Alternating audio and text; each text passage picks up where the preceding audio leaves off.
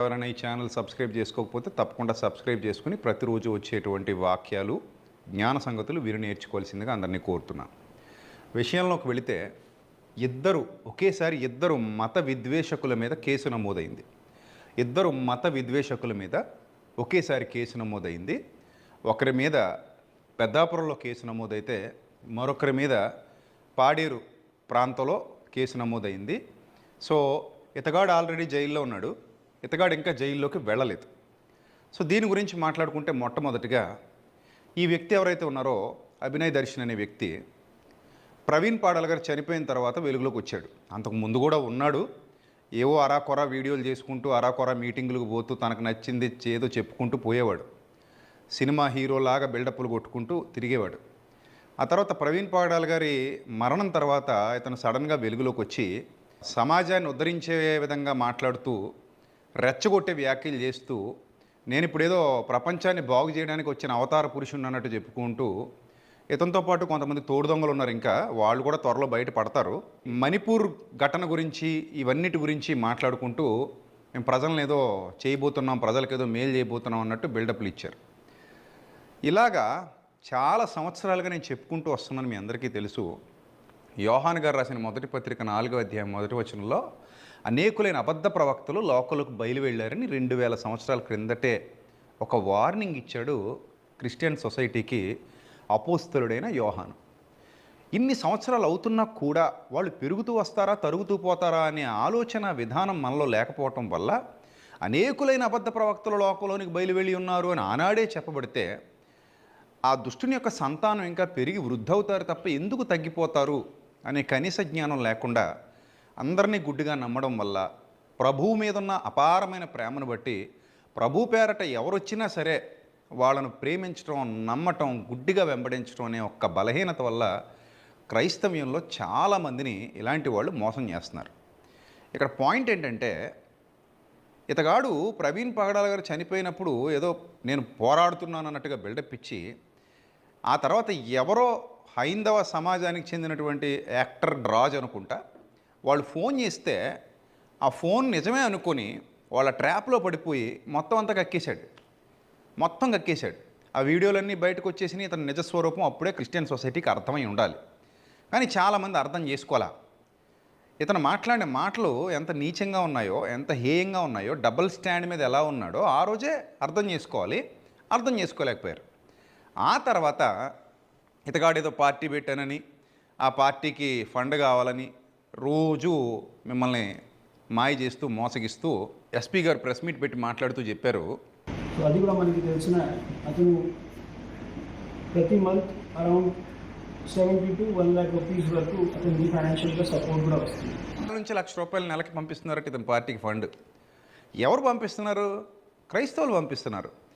ఏం చూసి ఇతని దగ్గర ఏ సిద్ధాంతాలు మీకు నచ్చాయి, ఇతని వ్యక్తిత్వం ఏమి నచ్చింది, ఇతను ఏం వాక్యం చెప్పాడు, ఇతను బైబిల్ ఏ విధంగా నేర్చుకున్నాడు, ఇతను ఏం పండితుడని మీరు అనుకున్నారు, ఎంతమందికి బాప్తిస్మం ఇచ్చాడు, ఎన్ని సంఘాలు ఉన్నాయి ఇతనికి, ఏమీ ఎవ్వరూ ఆలోచించలేదు.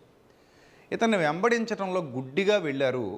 ఓన్లీ సోషల్ మీడియా ఫేక్ ప్రభావం వల్ల ఇతను ఏదో గొప్పవాడు అనుకున్నారు. ఈరోజు మొత్తం అంతా బయటపడిపోయింది. ఇప్పుడు చాలామంది తలలు పట్టుకుంటున్నారు, సిగ్గుపడిపోతున్నారు.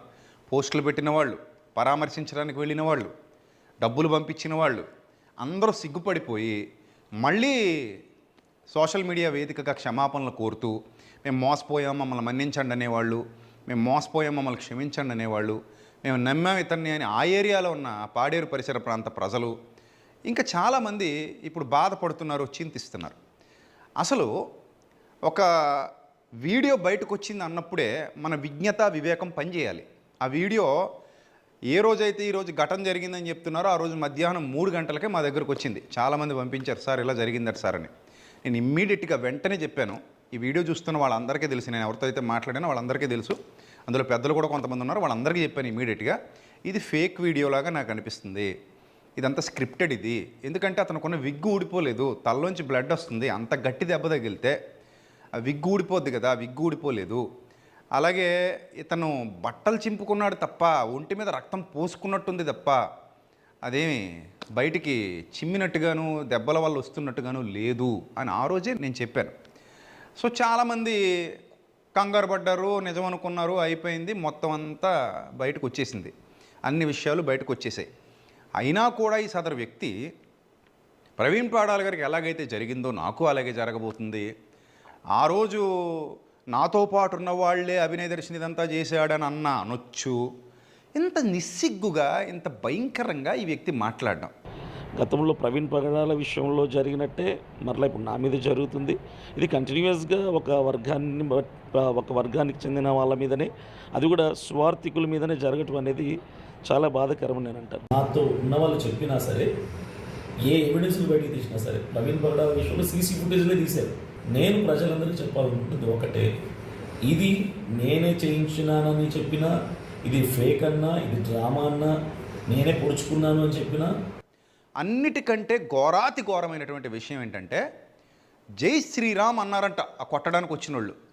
అంటే పెద్ద లెంత్గా ఏం మాట్లాడలేదండి. వాళ్ళు మాట్లాడిన మాట జై శ్రీరామ్ అనే మాట ఒకటే వాడారు. అంటే జై శ్రీరామ్ అనే మాట ఒకటే వాడారు కొడుతున్నప్పుడు, అంతకుమించి ఏం మాట్లాడలేదు. ఈ సిగ్గుమాలిన బతుక్కి, ఈ నీతిమాలిన బతుక్కి నిజంగా ఇలాంటి వాళ్ళు పాతాళానికి పోతారు, దేవుడు ఇలాంటి వాళ్ళని విడిచిపెట్టడు అనడానికి నిదర్శనం అన్నమాట జరిగినటువంటి సంఘటన. వాళ్ళు వచ్చిన వాళ్ళు అంటే జై శ్రీరామ్ అన్నారంట కొడుతున్నప్పుడు. ఇతగాడితో పాటు మరో వ్యక్తి హాస్పిటల్కి వెళ్ళాడు. అతను కూడా అడిగాడు, నిన్న అన్నవాళ్ళు ఏదో జై శ్రీరామ్ అన్నారంట కదా అని అడిగాడు. అతను కూడా ముందు వీడియో పెట్టేసి హడావిడి చేశాడు. వీళ్ళందరూ మణిపూర్ డబ్బులు తినేసిన బ్యాచ్ వీళ్ళు. మీరు గుర్తుపెట్టుకోండి, మణిపూర్ క్రైస్తవులకు సాయం చేస్తామని చెప్పి తోడు దొంగలు బోలెడంత డబ్బు క్రిస్టియానిటీలో వసూలు చేసి దానికి లెక్క పత్రం లేకుండా అన్ని ఆధారాలతో కొంతమంది బయట పెట్టినా కూడా దానికి సమాధానం ఇవ్వకుండా, ఇది నా యథార్థతను నిరూపించుకోకుండా సేవకుల దగ్గర, వాళ్ళ దగ్గర, వీళ్ళ దగ్గరికి వెళ్ళి మణిపూర్కి సాయం చేస్తామని చెప్పి డబ్బులు తినేసి తోడు దొంగలు అనమాట ఈ దొంగలు. ఇంకో దొంగడు ఉన్నాడు, మీకు తెలుసు కదా ఆ దొంగడు గురించి. వస్తాడు, అందరు బయటకు వస్తారు. ఈ దేవుని పేరట వ్యాపారం చేస్తూ ఇంతమందిని మోసం చేస్తుంటే, అరే ఎందుకు మనం వీళ్ళకి సపోర్ట్ చేయాలని ఇంగిత జ్ఞానం కూడా చాలామందికి లేకపోవడం చాలా విచారకరం, చాలా బాధాకరం. జై శ్రీరామ్ అన్నారంట కొట్టడానికి వచ్చిన వాళ్ళు. అసలు మరి ఇతన్ని ఏం చేస్తే ఇలాంటి వాళ్ళు బాగుపడతారు? నిస్సిగ్గుగా, ఇంత భయానకంగా, ఇంత హేయమైన ఆలోచన విధానంతో, అన్నదమ్ముల మధ్య చిచ్చు పెట్టే నీచమైన భావజాలంతో ఇలాంటి కుక్క బతుకుతున్నారు ఇలాంటి వాళ్ళు. వీళ్ళని నమ్ముతున్న వాళ్ళు ఇంకెంత భయంకరమైన పరిస్థితులు ఉన్నారో ఆలోచించండి. వీళ్ళతో మీటింగులు పెట్టేవాళ్ళు, వీళ్ళని విదేశాలకు ఆహ్వానించేవాళ్ళు జ్ఞానం తెచ్చుకోవాలి, వివేకం తెచ్చుకోవాలి. అరే మనం ఎవరిని పిలుస్తున్నాం? సోషల్ మీడియాలో 2 మురుగులు మురిగినంత మాత్రాన వాళ్ళు నిజమైన సేవకులు అవుతారా?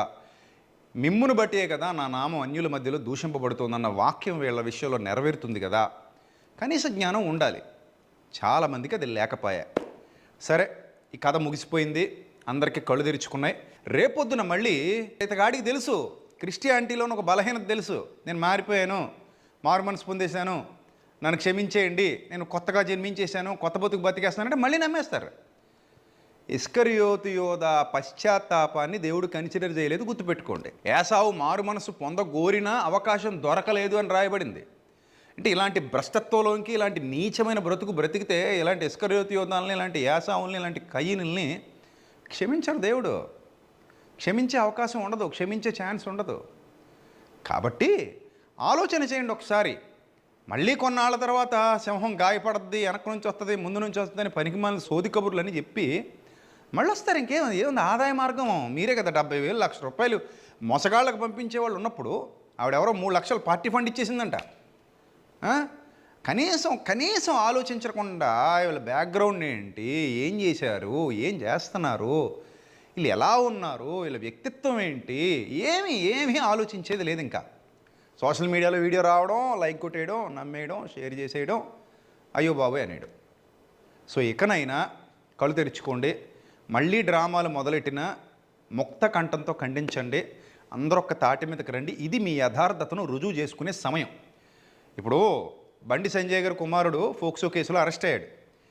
చాలామంది అతని పార్టీకి చెందినటువంటి మహారాణులు ఉన్నారు, సోషల్ మీడియా మహారాణులు.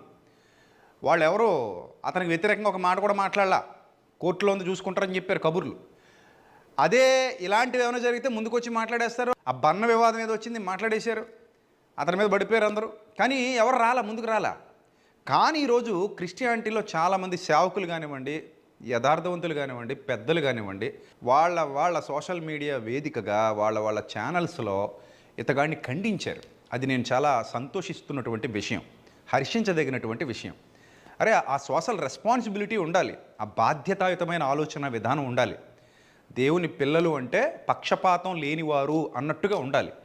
సో నేను దాన్ని అప్రిషియేట్ చేస్తున్నాను. చాలామంది ఉన్నారు అలా చేసిన వాళ్ళు, నేను అందరిని అప్రిషియేట్ చేస్తున్నాను. అలా ఎవరెవరైతే వీడియో ముఖంగా ఖండించారో, ఎవరెవరైతే వీడియో ముఖంగా ముందుకొచ్చి తమ యథార్థతను చాటుకున్నారో, మళ్ళీ మేము తప్పు చేసామని నిసిగ్గుగా ఒప్పుకున్నారో వాళ్ళందరినీ నేను అప్రిషియేట్ చేస్తున్నాను. సో ఇక ఈ చాప్టర్ క్లోజ్ అయింది. మళ్ళీ ఒకవేళ కొత్త కథ మొదలెట్టినా అప్రమత్తంగా ఉండండి, జాగ్రత్తగా ఉండండి. ఇలాంటి నకిలీలు ఇంకా చాలామంది ఉన్నారు, మిమ్మల్ని రెచ్చగొడతారు. మాకు ప్రాణహాని ఉంది, నన్ను చంపడానికి వచ్చేస్తున్నారు. నువ్వు ఎవడని నేను చంపడానికి వస్తారు? నన్ను పవన్ కళ్యాణ్ టార్గెట్ చేశారు, నన్ను చంద్రబాబు నాయుడు టార్గెట్ చేశారు, నన్ను జగన్ టార్గెట్ చేసి, నన్ను కేసీఆర్ నీ ఇలాంటి గాలిగోపురంగాడు ఎవ్వరో కూడా వాళ్ళకి తెలియదు. వాళ్ళ రేంజ్కి నువ్వు ఏమాత్రం సరిపో. అయినా కూడా నన్ను చంపేయడానికి వచ్చేస్తున్నారు, నన్ను పొడి చేయడానికి వచ్చేస్తున్నారు, నా మీద దాడి, ఈ సోది కబుర్లు చెప్పుకుని వీడియోలు చేసుకుని చాలామంది ఎప్పటికీ పబ్బం గడుపుకుంటున్నారు. అలాంటి గుంట నక్కల విషయంలో జాగ్రత్త పడండి. నువ్వెవడెవరో అసలు నిన్ను ఎందుకు చంపుతారు అంటే, నువ్వు చేసే విద్వేషపూరిత వ్యాఖ్యల కోసం నేను చంపుతున్నారేమో. నువ్వు సత్యం చెబుతున్నందుకు నేను ఎవడ చంపడు, నువ్వు నీతిగా బ్రతుకుతున్నందుకు నేను ఎవడ చంపట్లా. ఇప్పుడు అయినా అందరూ అన్నదమ్ముల్లా కలిసిమెలిసి హ్యాపీగా బతుకుతున్నాం, మమ్మల్ని ఎవడ చంపట్లేదే, మాకేం థ్రెట్ కాల్స్ రావట్లేదే. చాలామంది ఉన్నారు క్రిస్టియన్స్, వాళ్ళు ఎవరికి థ్రెట్ కాల్స్ రావట్లేదే. నోరు కొవ్వెక్కి ఒళ్ళు కొవ్వెక్కి ఇష్టం వచ్చినట్టు వ్యాఖ్యలు చేస్తే ఎవడైనా కొడతాడు, తిడతాడు, చంపుతాను అంటాడు. దాన్ని బేస్ చేసుకుని ఒకవేళ అలాగ అనకపోయినా కూడా డ్రామాలు క్రియేట్ చేసి జనాల్ని మభ్యపెట్టి మాయ చేసి డబ్బులు దండుకుంటున్నారు. ఆ మధ్యకాలంలో తోడు దొంగ విదేశాలకు వెళ్ళి నేను ఇంక మీదట భారతదేశం అంతటా రకరకాల కార్యక్రమాలు చేసేయబోతున్నానని చెప్పి అక్కడ దుబాయ్లో, కువైట్లో ఉన్న పిల్లల దగ్గర కూడా దండుకు తెచ్చుకున్నాడంట. ఉన్నారు ఇలాంటి వాళ్ళు చాలా చోట్ల ఉన్నారు. కాబట్టి జాగ్రత్త, మీరు జాగ్రత్త వహించండి. గుడ్డెద్దు చేలో పడ్డట్టు పోకండి, నమ్మి మోసపోకండి. నమ్మారా, ఆ తర్వాత మీ ఇష్టం. ఇక నెక్స్ట్ ఇతగాడి గురించి మాట్లాడాలి.